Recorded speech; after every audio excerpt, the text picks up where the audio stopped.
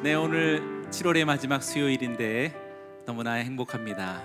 지금 2시간 좀 늦게 인도네시아에 있는 우리 형제 자매님들 정말 감사하고 축복합니다. 우리 모두가 하나님의 백성이요 또 주 예수 그리스도를 따르는 제자들이다라는 사실에 얼마나 감격스럽고 감사한지 모르겠습니다. 그리고 비록 만나지 못하지만 이렇게 온라인을 통해서 우리가 마음과 영으로 한 분 하나님을 높일 수 있다라는 사실로도 가슴 뭉클한 살아있는 이유다라는 사실을 깨닫게 됩니다.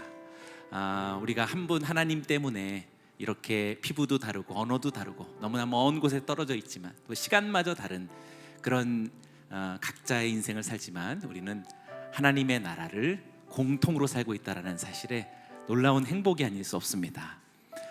우리 인도네시아에 여러 차례 우리 지체들의 찬양과 또 기도와 또 나눔들을 전해 들을 때마다 다른 여러 지역들도 특별하지만 특별히 우리 인도네시아의 지체들은 그 거룩함과 그 순결함이 더 특별하다고 생각됩니다. 조금 전에 우리 특순해 주신 우리 비 인도네시아의 커뮤니티를 정말 이렇게 칭찬하지 않을 수 없는데요. 여러분들의 모습, 옷차림, 여러분들의 표정 그리고 아주 단정한 그 고백의 찬양이 우리 모두에게 굉장히 큰 은혜가 되었습니다.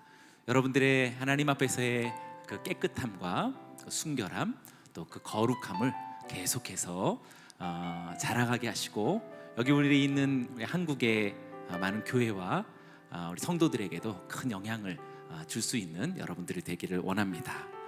또 영감 넘치는 찬양 인도를 시작하면서 오늘의 예배를 열어주신 우리 인도네시아의 우리 찬양 인도해 주신 우리 자매님들에게도 정말 감사를 드립니다. 큰 은혜가 되었습니다. 그리고 지금 통역하고 계시는 이은준 선교사님, 제가 개인적으로 너무나 사랑하고 좋아하고 존경하는 우리 선교사님이십니다. 정말 탁월하신 우리 주의 종이 인도네시아의 땅에 있어서 기쁘기도 하지만 또 아쉽기도 합니다. 너무나 훌륭한 분이 계셔서 아쉽다라고 하지 않겠습니다. 네, 우리 여기 지금 선교사님이십니다. 선교사님과 아주 오래전에 함께 여러 지역을 다니면서 통역해 주시고 또 예배하던 지난 날이 이렇게 생각납니다.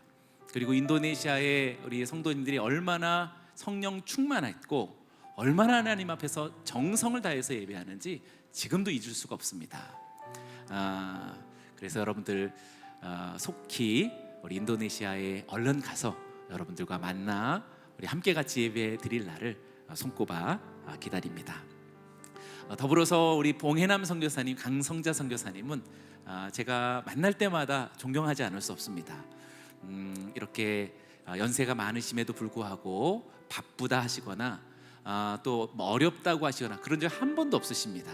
무엇이든지 제가 부탁을 드리고 또 하나님의 마음을 나누면 언제나 정성스럽게 받아주시고 또 어떻게 하든지 그것을 이루어내시려는 그런 굉장한 신실함이 우리 선교사님에게 있으십니다. 그래서인지 우리 성도님들이 우리 선교사님을 닮으신 것 같아요.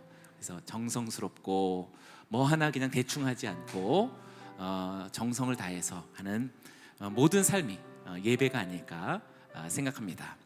우리 수마트라와 우리 자바와 우리 깔리만탄에서 여러 곳에서 흩어져 있는 지체들도 함께 같이 온라인상에서 모여서 예배할 수 있는 지금 이 순간을 저는 정말 감사드리고 앞으로 이런 우리가 함께 연합의 사역들을 우리가 만나는 것도 중요하겠지만 랜상에서 우리 부지런히 서로 교제하고 함께 기도하는 이 시간을 가졌으면 좋겠습니다. 우리 옆 사람들에게 한번 축복해 볼까요? 우리는 한 가족입니다. 아멘. 오늘 봉독해 주신 말씀으로 제가 세 번의 사랑이라는 주제로 말씀을 나누고 또 이어서 우리 봉해남 선교사님께서 세 번의 환상이라는 제목으로 말씀을 나누십니다. 하나는 복음서의 말씀이고 또 우리 봉해남 선교사님은 사도행전의 말씀을 나누시게 됩니다. 지금 봉독해 주신 요한복음의 말씀은 요한복음의 마지막 장이 됩니다. 더불어서 복음서, 사복음서의 마지막 장이 됩니다. 이 마지막 장을 지나야만 사도행전에 들어섭니다. 이것은 구조상으로도 매우 중요한 것입니다. 우리가 복음을 들었다면 우리의 삶에 분명한 행동이 나타나야 합니다. 복음을 듣고 우리의 삶의 역사가 펼쳐져야 되는 것입니다. 복음을 듣는 것으로만 그치게 된다면 그것은 종교가 되고 어떻게 보면 우상 숭배와도 다름이 없는 것이 됩니다. 주님의 복음, 예수가 그리스도이심을 믿은 이 복음을 갖고 있는 저와 여러분들은 반드시 요한복음 21장을 넘겨서 사도행전으로 힘차게 뻗어나가는 우리 모두가 되기를 축원합니다. 그러니 오늘 마지막 장 요한복음 21장에서 우리가 어떻게 사도행전으로 넘어가야 하는지 예수님께서, 부활하신 예수님께서 나타나셔서 우리로 하여금 그렇게 사도행전, 성령 행전을 우리가 살아갈 수 있도록 도우시는 분이시다라는 것을 보게 됩니다. 오늘 요한복음 21장에서 예수님은 디베레아 바닷가에 나타나셨습니다. 여러분, 부활하신 예수님은 나타나시는 분이십니다. 숨어 계시는 분이 아니십니다. 성경책 속에 갇혀 있는 분이 아니십니다. 부활하신 예수님은 반드시 우리의 삶에 나타나셔서 우리로 살아있는 믿음이 되게 하시고, 살아있는 예배가 되게 하시고, 살아있는 인생이 되게 하시는 그런 분이신 줄로 믿습니다. 우리 가정이 살아나야 하고, 인생이 살아나야 하고, 우리 공동체가 살고, 우리 나라와 민족이 살고, 인도네시아가 다시 부활의 주님으로 인해서 살아나기를 주의 이름으로 축원합니다.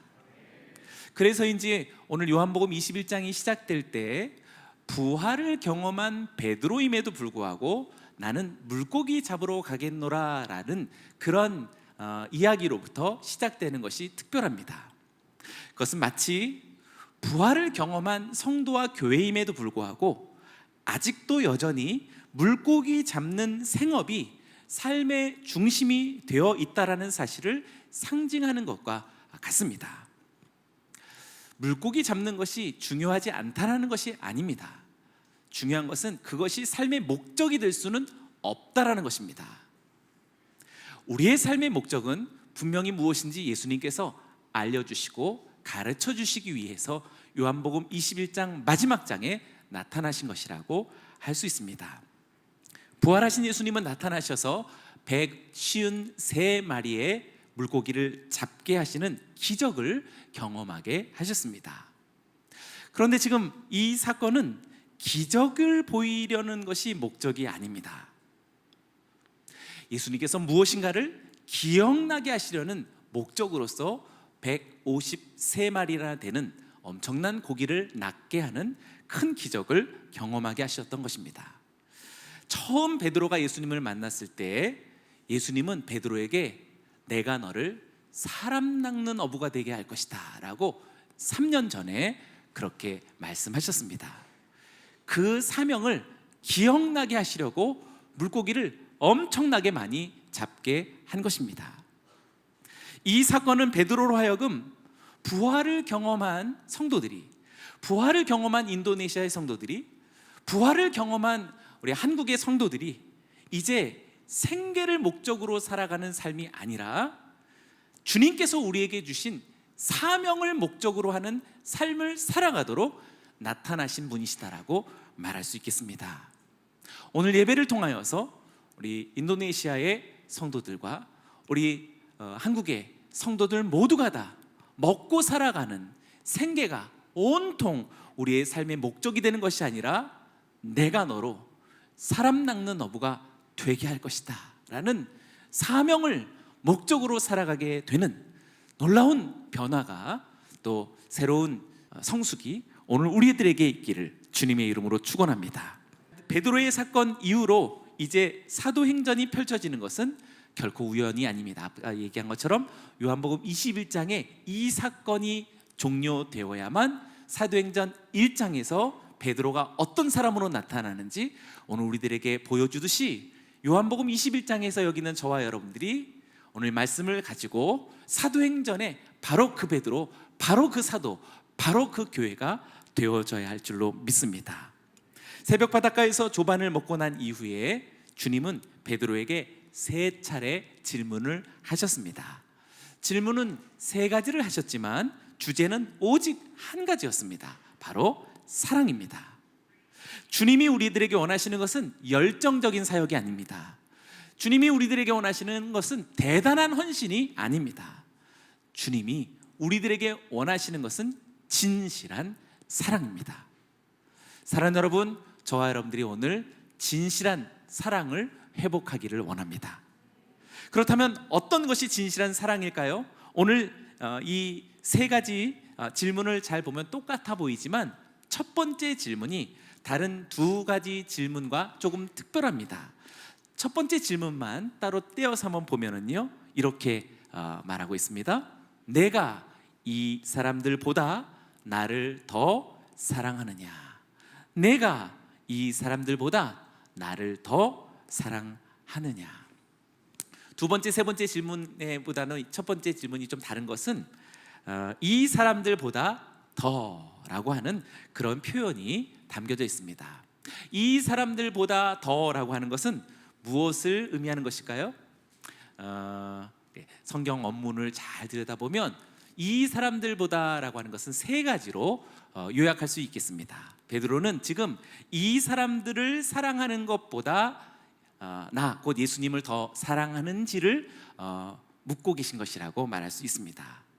다른 사람들을 사랑하는 것보다 더 사랑하는지, 내 자식을 사랑하는 것보다 예수님을 더 사랑하는지, 내 가족을 사랑하는 것보다 예수님을 더 사랑하는지, 내가 소중히 여기는 그 어떤 사람들보다 예수님을 더 사랑하는지 물으십니다. 두 번째는 이 사람들이 예수님을 사랑하는 것보다 베드로가 예수님을 더 사랑하는지를 물으신 것이라고 말할 수 있습니다. 이것은 예수님이 조금 지나친 너무 많은 것을 요구하는 거 아닌가라고 생각해 보지만 이것은 본질적인 것을 물어보는 것이기에 옳고 참됩니다. 예를 들어서 제 아들을 여러분이 더 사랑하십니까? 제가 제 아들을 더 사랑합니까? 여러분이 제 아들을 더 사랑하면 좀 문제 있는 문제 있는 거죠. 더 심각하게 말하면 제가 제 아내를 더 사랑합니까? 여러분이 제 아내를 더 사랑합니까? 네, 그래도 말도 안 되는 얘기가 되겠죠. 본질적으로 저는 제 아내를 누구보다도 더 사랑하는 것입니다. 사랑하지 않으면 안 되는 거예요. 잘못되는 겁니다. 본질적인 것을 물어보는 것이 비교하는 것이 아닙니다. 우리는 다른 사람이 예수님을 사랑하는 것보다 우리가 주님을 따르는 제자요 하나님의 자녀이기 때문에 우리는 주님을 더 사랑해야 옳은 것입니다. 저는 여러분들이 그렇게 주님을 더 사랑하시기를 축원합니다. 마지막으로는 지금 방금 잡아 올린 153마리의 이 물고기보다 나를 더 사랑하느냐라고 물으신 것이라고 할 수 있겠습니다. 그토록 원하던 물고기 잡는 것, 그토록 원하는 어떤 성공, 그토록 원하는 돈과 명예보다 나를 더 사랑하는지 예수님이 물으십니다. 사랑하는 여러분, 이 모든 것들보다 더 예수님을 사랑하는 우리 인도네시아의 사랑하는 지체들 되시기를 축원합니다.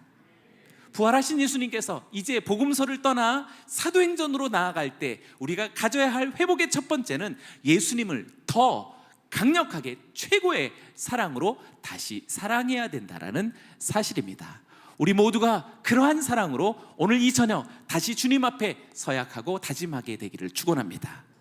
두 번째는 예수님의 질문에 대한 베드로의 답변도 세 번이 등장하지만 이 세 번도 모두가 다 동일한 답변입니다. 모두가 다 주께서 아십니다. 어떻게 보면 좀 자신 없는 대답을 한 거죠. 내가 주님을 사랑하는지 주님이 아십니다. 어떻게 보면 저는 잘 모르겠습니다. 주님이 아십니다라고 하는 조금 의기소침한 듯한 그러한 발언이라고 말할 수 있겠습니다. 이것은 옳은 것입니다. 지난날 베드로가 얼마나 자신만만했고 자기 확신에 차 있었고 자기 주장이 강력했는지 우리가 알 수 있겠죠. 전적으로 자기 확신을 이제 내려놓고 자기 주장이 왠지 사라져버린 베드로의 모습을 느끼게 됩니다. 전적으로 주님께 맡기고 있는 베드로의 목소리가 느껴지는 것 같습니다. 자기 힘을 또 자기 능력을 의지하는 것이 얼마나 공허하다라는 사실이 이미 3번 닭이 울기 전 어떻게 부인했었는지 우리가 잘 알고 있지요. 요한복음 13장 37절과 38절의 말씀에 이렇게 언급하고 있습니다. 제가 한번 읽어보죠. 베드로가 이르되 주여 내가 지금은 어찌하여 따라갈 수 없나이까 주를 위하여 내 목숨을 버리겠나이다. 예수께서 대답하시되 내가 나를 위하여 내 목숨을 버리겠느냐? 내가 진실로 진실로 내게 이르노니 닭 울기 전에 내가 3번 나를 부인하리라. 자신만만한 목소리, 내가 주를 위해서 목숨을 버리겠습니다 라고 그렇게 자신의 확신에 찬 목소리에는 오히려 3번의 부인이 닭 울기 전에, 하룻밤이 새기 전에, 다음 날이 오기 전 오늘 지금 당장에 너는 나를 부인할 것이다 라고 말씀하신 것입니다. 그러니 여러분, 우리가 부활의 삶을 살고 복음을 듣고 사도행전을 펼쳐나가기 위해서는 주먹을 불끈 쥐고 공부를 더 열심히 하고 무엇인가 엄청난 공적을 수행함으로 인하여서 사도행전으로 나가는 것이 아니라 나의 주장, 나의 힘, 내 경험, 나의 지식, 나의 어떤 내가 알고 있는 그 모든 능력을 다 내려놓고 주님을 더욱 더 의지하고 주께서 하십니다라고 주님께 맡겨드리는 삶이 비로소 사도행전으로 나아가는 삶인 줄로 믿습니다. 사랑하는 여러분, 저는 여러분들이 지난날보다 더욱더 주님을 의지하시기 바라고, 나는 아무것도 아닙니다, 나는 아무런 능력이 없습니다 라고 그렇게 오히려 자기를 내려놓는 저와 여러분들이 되기를 축원합니다. 마지막으로 예수님은 3번에 걸쳐서 양떼를 먹이라 그리고 양떼를 치라라고 명령하셨습니다. 특별히 여기서 베드로가 양떼를 쳐야 될 텐데 너의 양떼를 쳐라, 너의 양떼를 먹이라고 말씀하시지 않았고 내 양떼를 먹이라, 내 양떼를 치라라고 말씀하셨습니다. 베드로가 양떼를 돌보고 베드로가 사명을 수행하는 것이지만 그 양들의 소유권이 예수님에게 있다는 사실을 알려주고 있습니다.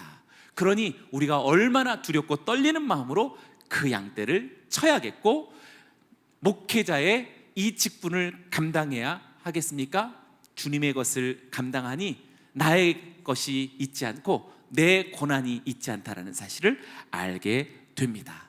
주님은 3번 연거푸 내 어린 양을 먹이라, 내 양떼를 치라, 내 양을 먹이라 라고 계속 반복해서 베드로에게 사명을 부여해 주셨습니다.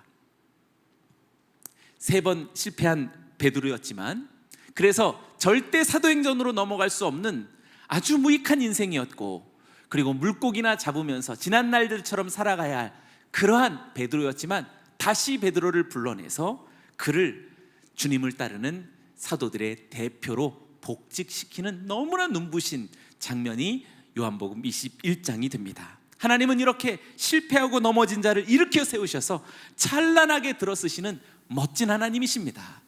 저와 같은 자를 이렇게 이곳에 세우신 하나님을 찬양합니다. 오늘 여기 있는 여러분들을 하나님의 백성으로 삼으신 우리 주님을 찬양합니다. 우리 모두가 이렇게 한 형제 자매 되어지고 마지막 날 주 오심을 기다리며 마라나타를 찬양하게 하시는 우리 주 예수님의 십자가의 은혜를 감사하며 찬양합니다. 여러분들이 바로 이와 같이 엄청난 사명을 붙잡고 이제 사도행전으로 나아가서 마지막 주 오심을 기다리며 놀라운 환상의 주인공, 그리고 하나님의 나라를 이어갈 그 사도 베드로, 놀라운 주님의 증인이 되어질 줄로 믿습니다. 오늘 우리 모두에게 그러한 놀라운 영광스러운 일이 일어나기를 주님의 이름으로 축원합니다. 기도하겠습니다. 살아계신 하나님 아버지, 디베라 바닷가에 나타나신 부활하신 예수님을 감사하며 찬양하며 기뻐합니다. 내가 이제 예수 그리스도를 더욱 사랑하며 살아가겠습니다. 내가 이제 예수 그리스도를 더욱 의지하며 살아가겠습니다. 내가 이제 예수 그리스도께서 맡기신 수많은 양떼들을 돌보며 저들에게 복음을 전하며 하나님의 나라를 선포하며 살아가겠습니다. 우리 모두를 받아 주시옵소서. 예수님의 이름으로 기도드리옵나이다. 아멘. 우리 하나님께 감사의 박수 올려드립니다.